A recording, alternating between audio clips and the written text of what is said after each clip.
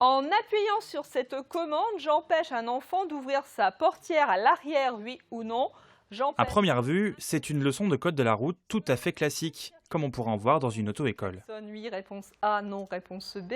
Je dépasse, oui, réponse C. En fait, ce cours est donné directement dans ce lycée, dans l'Aisne, où une expérimentation est lancée cette année. Parce que tant qu'on va passer rétroviseur, elle ne peut pas nous voir. Tout à fait, c'est tout à fait ça. À quoi ça va te servir le permis?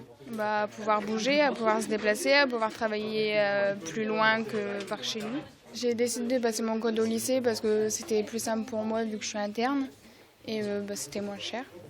C'est moins cher, c'est 30 €. S'il n'y avait pas ce passage du code de la route dans ton lycée, tu n'aurais pas forcément passé ailleurs? Si, mais plus tard.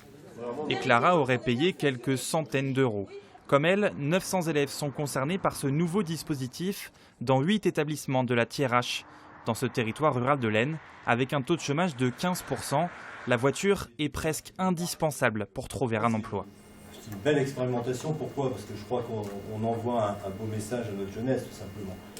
Hier, ils étaient tous là pour présenter cette expérimentation. La région, l'académie, la préfecture.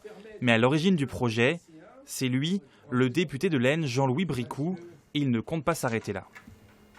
Moi je le vois, j'ai beaucoup de messages de jeunes ou de parents qui me disent mais dans mon lycée c'est pas accessible, c'est dommage quoi. Moi j'aurai l'occasion de présenter une proposition de loi pour généraliser le dispositif à tous les lycéens et j'espère qu'elle sera acceptée en tous les cas par la majorité.